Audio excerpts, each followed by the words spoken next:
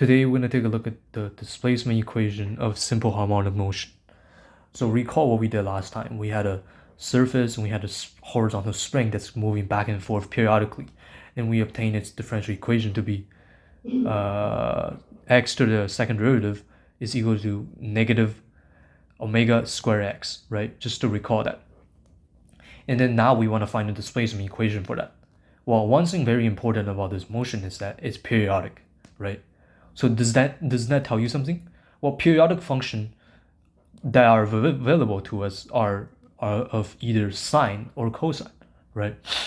So in this scenario, we're going to choose cosine for the reasoning of, let's see here. Okay, so we first notice that one of the initial condition is that displacement x of the mass is equal to a at t equal to 0. So what does this mean? This means that when we look at our imaginary scenario earlier, right? So when we did, so the mass was some distance away from the equilibrium position. So let's say the equilibrium position is here. Let's write this. Equilibrium position is here, and I'm at some displacement a right here at time is equal to 0. So I release the spring at time is equal to 0, where it's at some displacement. So that's very important, because if you look at if you know sine and cosine function, only cosine function starts at some kind of value when t is equal to 0, whereas the sine function is always starting at 0. So cosine is obviously a better choice. So now let's say our equation xt, I'm going to call xt because this is our displacement equation, right? Because this is displacement, which is like what is the position of the x with respect to t. So how does t changes this, right? So I'm going to write it as xt. So this is our displacement equation. Let's say it's equal to a cosine 2 pi t small t over big T, right? So I'm going to say that this is our equation. Well, there's several reasons why I did this. Is because, well, first, if we look at this, if we look at 2 pi t over t, you'll see that this is certainly periodic, which is one of the initial conditions that we must satisfy for our horizontal spring, right? So this is periodic because, as you can see, as this whole thing goes from 0 to 2 pi as t goes from 0 to t, right? So this is periodic. That's very important. Another initial condition we need to satisfy is that when t is equal to 0, which is that nothing has been done yet, there's no oscillating yet, when t is equal to 0, our displacement has to be equal to a, right? Because we start at some position a. So in that case, if we have x is equal to 0, in this case, it's going to be equal to a cos 2 pi 0 over t, which is going to be equal to a. So this indeed is our initial condition. So this indeed works because at our t equal to 0, our displacement is a.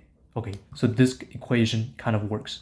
And now if we define, if you take this apart, this is 2 pi times t over t, right?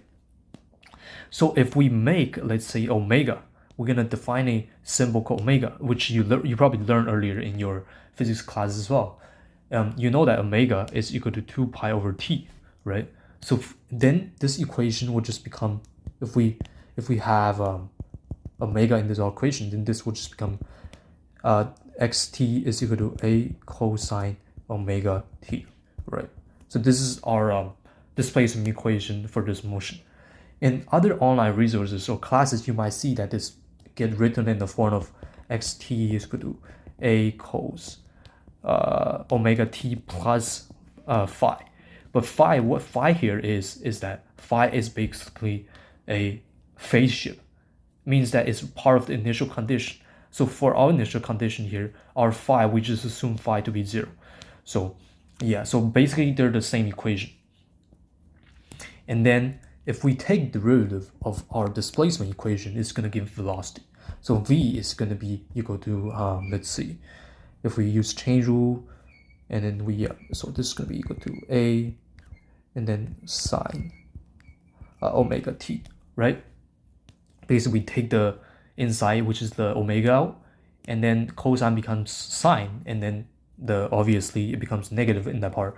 So if we take derivative of this again, this becomes the acceleration.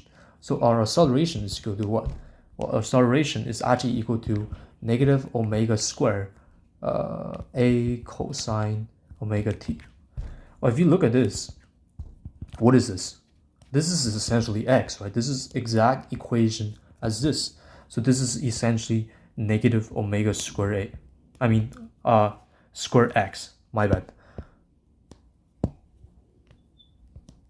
Right? But this is very interesting because what a is essentially the position to the second derivative, right? And then we know that this is equal to negative omega square x, which if you look back at our initial starting point, that this actually satisfies our equation, and they're exactly the same. So therefore, this equation, this displacement equation right here, is a legit displacement equation for our horizontal spring. So that will be our equation. And then for the next lesson, I'm going to talk about the general solution to this, which is going to be more important. And if you learned something from this video, hope you subscribe and likes. Thank you.